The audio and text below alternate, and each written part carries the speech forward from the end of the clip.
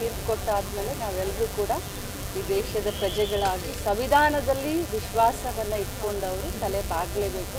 ಇದಕ್ಕಿಂತ ಜಾಸ್ತಿ ನಾನು ಏನು ಹೇಳಲಿಕ್ಕೆ ಬಯಸೋದಿಲ್ಲ. ಯಾಕಂದರೆ ನ್ಯಾಯಾಲಯ ಒಮ್ಮೆ ತೀರ್ಪು ಕೊಟ್ಟಿದೆ, ನ್ಯಾಯವನ್ನು ದೊರಕಿಸಿಕೊಡ್ಲಿಕ್ಕೆ ಒಂದು ಕುಟುಂಬಕ್ಕೆ ತೀರ್ಪನ್ನು ಕೊಟ್ಟಿದೆ.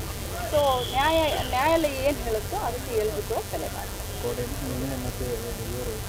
ರಾಜನ ಬದಲಿಗೆ ಅವರ ಮಗನಿಗೆ ರಾಜೇಂದ್ರ ರಾಜಣ್ಣ ಅವರಿಗೆ ಸಚಿವ ಸ್ಥಾನ ಕೊಡಬೇಕಂತ ಒಂದು ಸಮುದಾಯದವರು ಒಂದು ಆಗ್ರಹವನ್ನು ಮಾಡಿದ್ದಾರೆ. ಪ್ರಜಾಪ್ರಭುತ್ವದಲ್ಲಿ ಎಲ್ಲರಿಗೂ ಹೋರಾಟ ಮಾಡಲಿಕ್ಕೆ ಅಧಿಕಾರ ಇದೆ.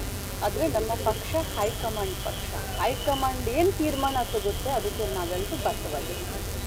ಈಗ ಗೃಹಲಕ್ಷ್ಮಿ ಹಣ ಕೊಡಲಿಲ್ಲ ಅಂತ ಮತ್ತೆ ಕೂಗಿ ಕೇಳಿಬರ್ತದೆ, ನಿಮ್ಮ ತವರು ಊರಲ್ಲಿ ಕೇಳಿಬರ್ತದೆ. ಇಲ್ಲ, ಗೃಹಲಕ್ಷ್ಮಿಯ ಜೂನ್ ಜುಲೈ ಹಣ ಬಿಡುಗಡೆ ಆಗಿರಲಿಲ್ಲ. ಬಿಡುಗಡೆ ಮಾಡಿ ನಾನು ಉಡುಪಿಗೆ ಬಂದಿದ್ದೀನಿ. 4 ದಿನದಿಂದ ಅಂದರೆ ಈಗೊಂದು 5-6 ದಿನ ಆಯಿತು ಬಿಡುಗಡೆಯಾಗಿ.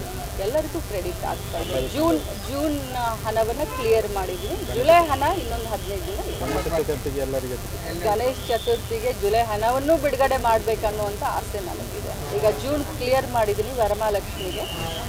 ಗಣೇಶ ಚತುರ್ಥಿಗೆ ಜುಲೈ ಹಣವನ್ನು ಕ್ಲಿಯರ್ ಮಾಡಬೇಕು ಅಂತ ಆಸೆ ಇತ್ತು.